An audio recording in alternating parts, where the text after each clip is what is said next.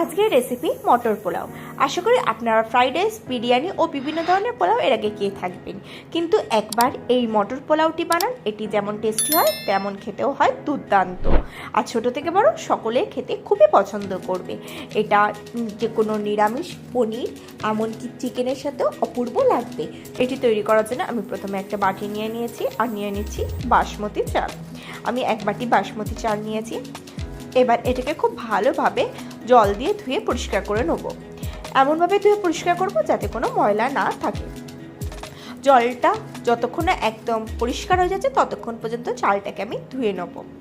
আপনি যদি আমার চ্যানেলে নতুন হয়ে থাকেন তাহলে আমার চ্যানেলটি সাবস্ক্রাইব করার অনুরোধ রইল, আর পাশে থাকা বেল আইকনটি অবশ্যই প্রেস করে দেবেন, তাহলে আমার ভিডিও সর্বপ্রথম নোটিফিকেশন পেয়ে যাবেন। এবার এটাকে জল দিয়ে ঢাকনা চাপা দিয়ে সাইডে রেখে দেবো। এদিকে গ্যাসে কড়া নিয়ে নেবো, তাতে দিয়ে দেবো কিছুটা পরিমাণে সর্ষের তেল আর দিয়ে দেবো কিছুটা পরিমাণে ঘি। আমি এখানে 1 চামচ মতন ঘি ব্যবহার করছি। তেল ও ঘি মিশিয়ে এই রান্নাটি করব। ঘিটা তেলে মেল্ট হয়ে যাওয়া পর্যন্ত অপেক্ষা করব। প্রসঙ্গত বলে রাখি, গ্যাসের ফ্লেম একদমই লো রাখতে হবে। এবার এতে ফোড়ন দেব কিছু গোটা মশলা। তার জন্য নিয়েছি 2টো তেজপাতা, কয়েক টুকরো লবঙ্গ, কয়েক টুকরো গোলমরিচ, কিছুটা পরিমাণে দারচিনি, কয়েকটা এলাচ, আর সাথে দিয়ে দেবো স্টার অ্যানিস। এইগুলো এই তেলে ফোড়ন হিসাবে ব্যবহার করব। দেখুন আমি এটাকে দিয়ে দিচ্ছি তেলে, দিয়ে এটাকে হালকা করে ভেজে নেবো যতক্ষণে এর থেকে সুন্দর একটা অ্যারোমা আসছে। এটা যখন হালকা ভাজা হয়ে আসবে তখন আমি এতে অ্যাড করে দেবো 1 চামচ জিরে দিয়ে জিরেটাকেও এর সাথে খুব ভালোভাবে ভেজে নেবো যতক্ষণ না জিরেটা ভাজার খুব সুন্দর অ্যারোমা আসছে। প্রসঙ্গত বলে রাখি, এই রান্নাটা কিন্তু একদম লো ফ্লেমে হবে। জিরাটা থেকে স্মেল আসা শুরু করলে এতে অ্যাড করে দেবো একদম সরু সরু করে স্লাইস করে রাখা পেঁয়াজটাকে খুব ভালোভাবে ভেজে নেবো। আপনারা এই নববর্ষ উপলক্ষে এই পোলাওটি ট্রাই করতে পারেন। বাড়িতে গেস্ট আসবে সকলেরই, আপনারা অবশ্যই এই রেসিপিটি ট্রাই করতে পারেন।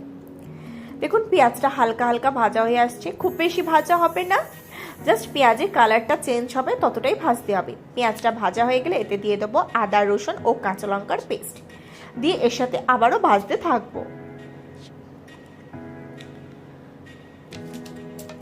দেখুন খুব সুন্দরভাবে আমি মশলাটাকে ভেজে নিচ্ছি। মশলাটা ভাজা হয়ে গেলে এতে আমি দিয়ে দেবো ডুমো ডুমো করে কেটে রাখা আলু। দেখুন আলুটাকে দিয়ে দিচ্ছি, দিয়ে আলুটাকেও এই মশলার সাথে ভাজতে থাকবো। আমার চ্যানেলে ফ্রাইড রাইস রেসিপি ও আরও বিভিন্ন ধরনের রাইসের রেসিপি রয়েছে, তার লিঙ্ক আমি ডেসক্রিপশনে দিয়ে দেবো। আপনারা চাইলে সেই রেসিপিগুলো ট্রাই করতে পারেন। আমার চ্যানেলে কোকোনাট রেসিপি ও রাইসেরও রেসিপি রয়েছে, আপনারা চাইলে সেই ভিডিওগুলোও দেখতে পারেন। আমি সবগুলোর লিঙ্ক ডেসক্রিপশনে দিয়ে দেবো।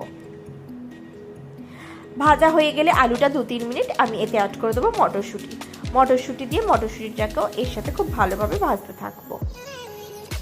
মটরশুঁটি কিভাবে দীর্ঘদিন ফ্রোজেন করে রাখবেন বা সংরক্ষণ করে রাখতে পারেন তার রেসিপি আমার চ্যানেলে রয়েছে, আমি ডেসক্রিপশনে দিয়ে দেবো, আপনারা চাইলে সেই ভিডিও দেখতে পারেন।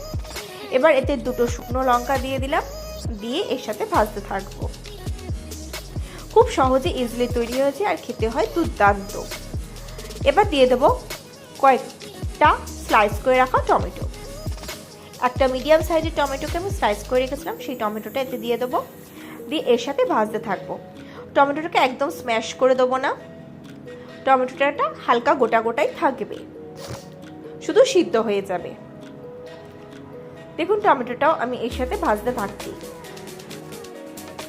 আপনারা অবশ্যই এইভাবে একবার পোলাওটি বানান, এটি ছোট থেকে বড় সকলে খেতে খুবই পছন্দ করবে, আর খুব অল্প সময় এটি তৈরিও হয়ে যায়। এবার এতে অ্যাড করে দিচ্ছি ধনে গুঁড়ো,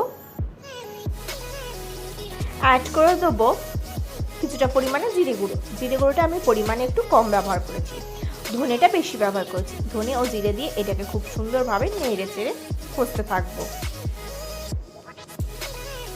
দেখুন খুব সুন্দরভাবে মশলাটাকে ভেজে নিয়েছি। এবার দিয়ে দিচ্ছি 1 চামচ মতো নুন, 1-1.5 চামচ মতো নুন। আপনাদের যতটা প্রয়োজন মনে হবে সেই অনুপাতে নুনটা দিয়ে দেবেন। নুন দিয়ে এটাকে আবারও ভালোভাবে নেড়ে চেড়ে কষতে থাকবো। অলমোস্ট 2-3 মিনিট এইভাবে খুব সুন্দরভাবে কষে নেবো।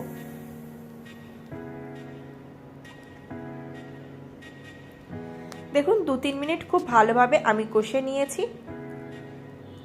2-3 মিনিট কষে নেওয়ার পর এতে আমি অ্যাড করে দেবো ফ্যাটানো টক দই। আমি এখানে 3 থেকে 4 চামচ মতো ফ্যাটানো টক দই ব্যবহার করব। ফ্যাটানো টক দইটাকে এর সাথে খুব ভালোভাবে আমি মিশিয়ে নেব। দেখুন ফ্যাটানো টক দই আমি মশলার সাথে খুব ভালোভাবে মিশিয়ে নিচ্ছি।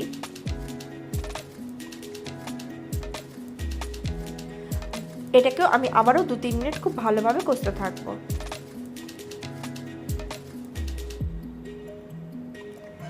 দেখুন আমি খুব ভালোভাবে কষে নিচ্ছি।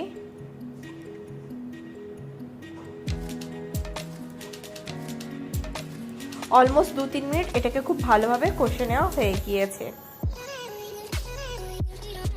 অলমোস্ট 3-4 মিনিট কষিয়ে নিয়েছি। এবার স্বাদটাকে ব্যালেন্স করার জন্য এতে অ্যাড করে দেবো সামান্য পরিমাণে চিনি। চিনি দিয়ে এটাকে আবারও খুব সুন্দরভাবে নেড়েচেড়ে কষিয়ে নেব। এইভাবে আমি অলমোস্ট 3 থেকে 4 মিনিট খুব ভালোভাবে কষিয়ে নিয়েছি। এবার এতে আমি অ্যাড করে দেবো জল। আমি প্রথমে দইয়ের বাটি ধোয়া জল 1 বাটি অ্যাড করে দিলাম, ফের আর 1 বাটি মতন জল অ্যাড করেছি। অলমোস্ট আমি 2 বাটি মতন জল অ্যাড করেছি। যেহেতু আমি চাল নিয়েছি 1 বাটি, তাই এখানে 2 বাটি জল ব্যবহার করলাম। এবার গ্রেভিটা ফুটে যাওয়া পর্যন্ত অপেক্ষা করব। দেখুন গ্রেভিটা ফুটে গিয়েছে। গ্রেভিটা যখন এরকম ফুটে যাবে তখন আমি এতে অ্যাড করে দেবো 2টো কাঁচা লঙ্কা।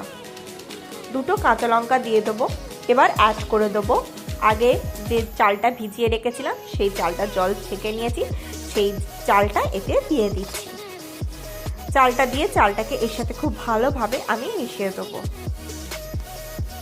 দেখুন খুব সুন্দরভাবে ভালোভাবে আমি এটাকে মিশিয়ে দিয়েছি।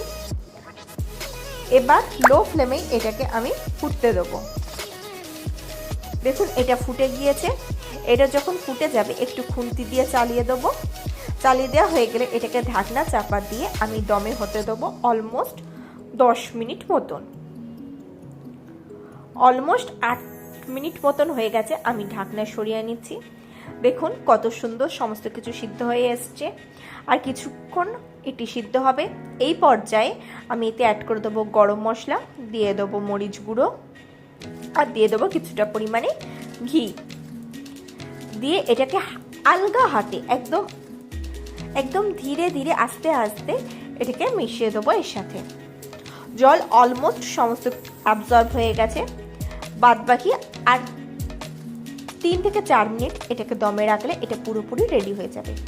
দেখুন আমি আলগা হাতে সমস্ত মশলাগুলোকে মিশিয়ে দিচ্ছি।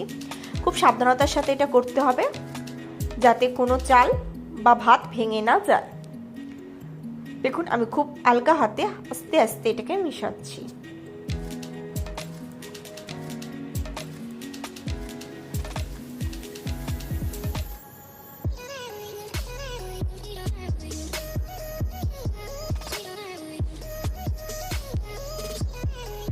দেখুন আমি খুব সুন্দরভাবে আলগা হাতে মিশিয়ে দিয়েছি।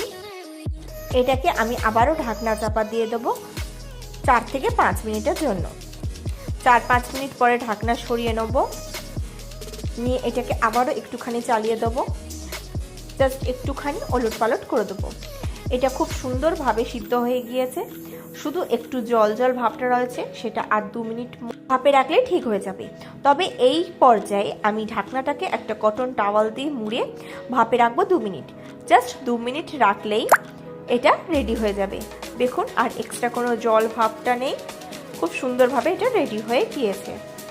আমি আপনাকে একবার তুলে দেখাচ্ছি। দেখুন কত সুন্দর রেডি হয়েছে।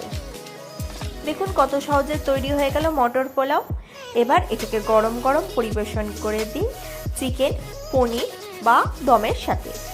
ছোট থেকে বড় সকলে খেতে খুবই পছন্দ করবে।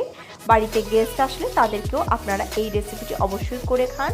সকলে আপনার প্রশংসা করবে, আমি গ্যারান্টি দিয়ে বলতে পারি।